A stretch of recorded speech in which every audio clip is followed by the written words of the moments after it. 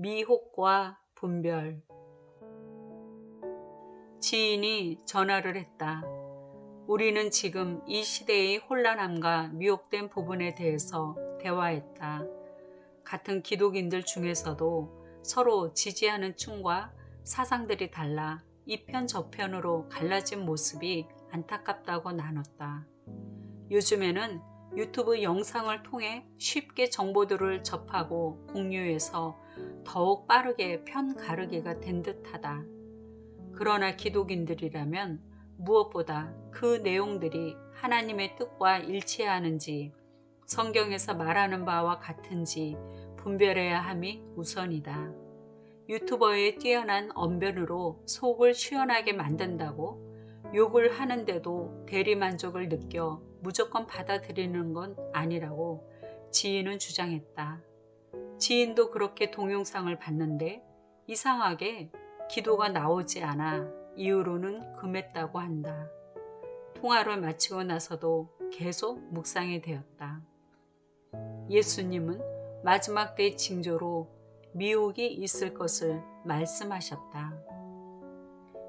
예수께서 갈람산 위에 앉으셨을 때에 제자들이 조용히 와서 이르되 우리에게 이르소서 어느 때에 이런 일이 있겠사오며 또 주의 임하심과 세상 끝에는 무슨 징조가 있사오리까. 예수께서 대답하여 이르시되 너희가 사람의 미혹을 받지 않도록 주의하라. 많은 사람이 내 이름으로 와서 이르되 나는 그리스도라 하여 많은 사람을 미혹하리라. 마태복음 24장 3절로 5절. 사랑하는 자들아, 영을 다 믿지 말고 오직 영들이 하나님께 속하였나 분별하라. 많은 거짓 선지자가 세상에 나왔음이라. 우리는 하나님께 속하였으니 하나님을 아는 자는 우리의 말을 듣고 하나님께 속하지 아니한 자는 우리의 말을 듣지 아니하나니 진리의 영과 미혹의 영을 이로써 아느니라. 요한일서 4장 1절 6절. 미혹이란 무엇인가? 무엇에 홀려서 정신을 차리지 못하는 것, 정신이 헷갈려서 갈팡질팡하는 것이라고 사전에 나와 있다. 단번에 알아차리고 분별이 된다면 미혹의 수준이 아니다. 그래서 미혹은 분별이 필요하다. 하나님께 속하였는지 하나님을 아는 자의 말을 듣는지를 통해 진리의 영과 미혹의 영을 분별할 수 있다고 했다.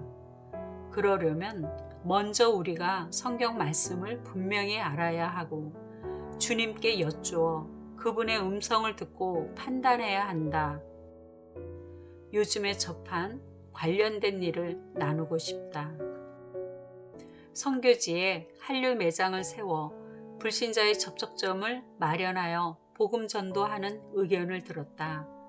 나는 몇 년 전에 캄보디아에 한류 바람이 불어 선교사님에게 한글을 가르쳐 달라고 현지인들이 교회로 몰려와 부흥이 된 경우를 들은 적이 있다.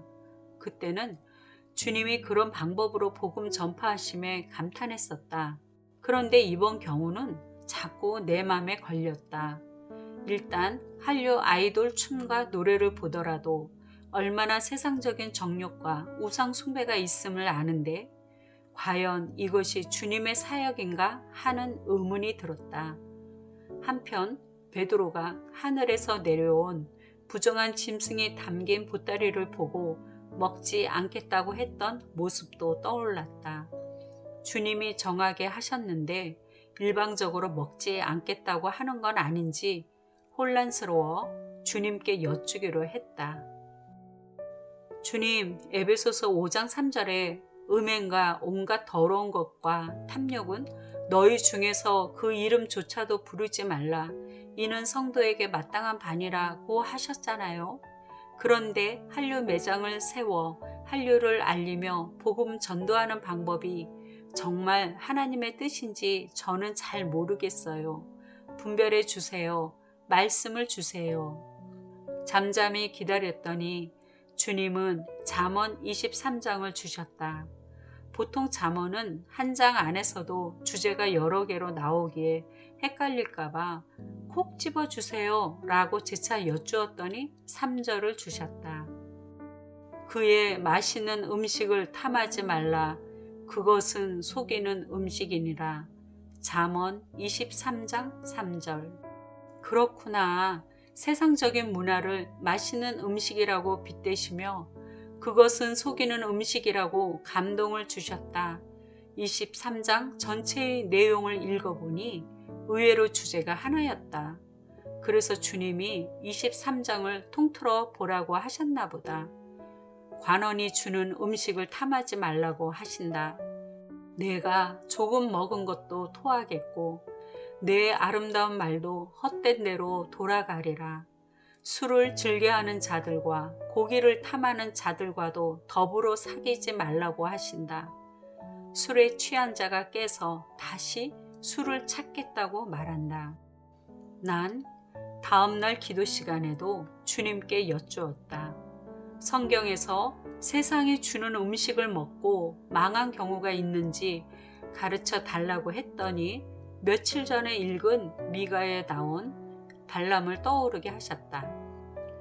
내 백성아, 너는 모압 왕 발락이 꾀한 것과 부올의 아들 발람이 그에게 대답한 것을 기억하며 시딤에서부터 길갈까지의 일을 기억하라. 그리하면 나 여호와가 공의롭게 행한 일을 알리라 하실 것이니라. 미가 6장 5절. 선지자 발람이 모압 왕 발락에게서 뇌물을 받고 이스라엘을 저주하라는 부탁을 받았으나 반대로 하나님의 명령 따라 축복했다.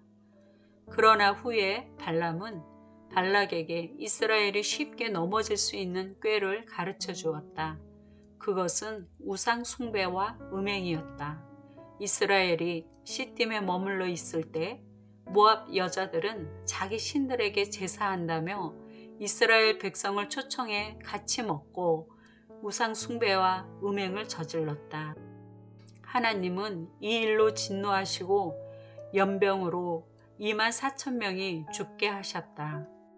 하나님의 백성이 세상과 하나 될 때 하나님은 질투하신다. 그분은 정결함을 원하신다. 세상과의 섞임과 죄의 용납을 도저히 받으실 수가 없다. 그런 면에서 동성애를 왜 반대해야 하는지, 종교 간 통합은 왜 아닌지도 구분할 수가 있다. 하나님이 거룩하니 우리도 거룩하라고 명령하셨다. 그러나 유럽 교회의 선례를 보는 것처럼 인권이나 인본주의적 가치관을 앞세워 진리의 영을 미혹하는 일이 갈수록 많아질 것이다. 마지막 때의 징조로서 미혹에 빠지지 않기 위해 말씀과 기도로 철저히 분별해야 하리라.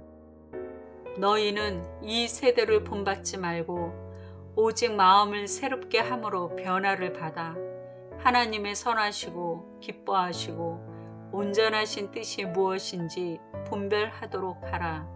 로마서 12장 2절.